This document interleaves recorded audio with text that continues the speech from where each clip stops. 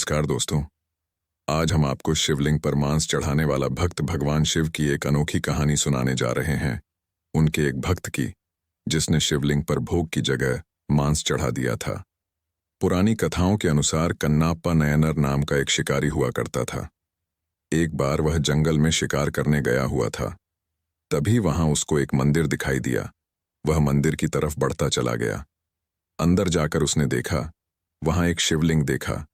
शिवलिंग को देखकर उसके मन में प्रेम भर गया और उसने वहां कुछ अर्पण करना चाहा। शिकारी ने कहा, यह तो बड़ा ही अद्भुत शिवलिंग है।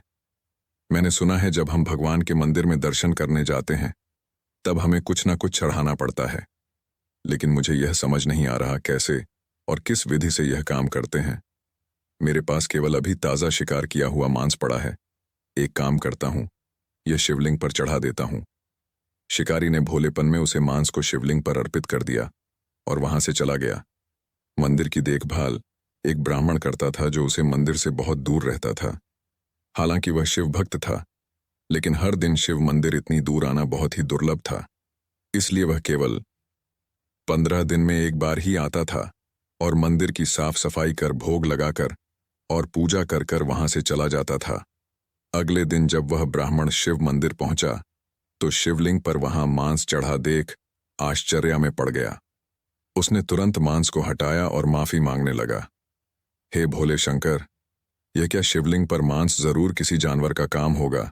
मुझे माफ कर दीजिएगा भगवान, आगे से ऐसा कभी नहीं होगा। ब्राह्मण ने मंदिर की साफ सफाई कर पूजा पाठ किया और वापस घर लौट गया। अगले दिन वह शिकारी शिव मंदिर में मांस चढ़ाने आया। शिवलिंग पर मांस चढ़ाने वाला भक्त ऐसे ही, वह हर रोज मंदिर आता है। घंटों बैठकर शिवलिंग को अपनी बात बताता था। एक दिन जब वह मंदिर पहुंचा, उसने शिवलिंग पर धूल देखा। उसने सोचा, यह शिवलिंग कितना गंदा हो रहा है, क्यों ना मैं इसकी सफाई कर दूं। मगर मेरे पास पानी लाने के लिए कोई बर्तन नहीं है। हाँ, एक उपाय है, पास में एक झरना है। मैं अपने मुंह में पानी भरकर यहां ला सकता हूं। शिकारी झरने तक गया, मुंह में पानी भरकर लाया और उसने वही पानी अपने मुंह से शिवलिंग पर डालकर शिवलिंग को धो दिया। शिकारी बार बार मुंह में पानी भरकर लाता और शिवलिंग पर डाल देता और शिवलिंग की सफाई कर देता। अगले दिन ब्राह्मण जब मंदिर आया तो मंदिर में मांस और शिवलिंग पर थूक देखकर उसके मन में गुस्सा भर गई। वह अत्यंत गुस्सा हो गया। अगले दिन ब्राह्मण झाड़ियां में छिपकर उस भक्त का इंतजार करने लगता है। तभी वह देखता है, वह शिकारी हाथ में मांस का एक टुकड़ा लेकर शिवलिंग की तरफ जाता है। जैसे ही शिकारी मंदिर की ओर गया, पहले का रखा मांस वही पड्ढा है। हर बार की तरह आज भगवान ने उसके चढ़ावे को अस्वीकार कर दिया है।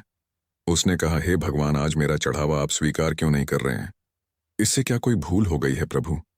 मैंने ऐसा कौन सा पाप कर दिया? उसकी नजर शिवलिंग के दाहिनी आंख पर पड़ी। उसमें चोट के निशान थे। शिवलिंग के दाहिने आंख में चोट लग गई है। शिकारी ने जड़ी बूटी पीसकर शिवजी की दाहिनी आंख में लगाई ताकि वह ठीक हो सके, लेकिन ऐसा करने से आंखों से रक्त और तेजी से निकलने लगा। उसने एक चाकू निकाला और अपनी दाहिनी आंख निकलकर शिवलिंग पर रख दी। ऐसा करने से रक्त कुछ समय के लिए बंद हो गया, लेकिन कुछ ही मिनट में शिवलिंग की दूसरी आंख में से रक्त निकलने लगा। ये भगवान, अब मैं क्या करूं? लगता है अब मुझे दूसरी आंख भी प्रभु को अर्पण करनी होगी। शिकारी ने कहा, दूसरी आंख तो मैं निकाल लूंगा, लेकिन उसको रखना कहाँ है? मुझे पता कैसे चलेगा? मैं तो अंधा हो जाऊंगा। काम करता हूं, जहां पर आंख लगानी है वहां पर पैर लगा देता हूं। शिकारी ने दूसरी आंख की जगह अपना पैर टीक दिया।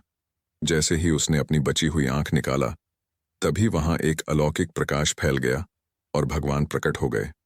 शिकारी से रहा नहीं गया और वह शिव के चरणों में गिर गया।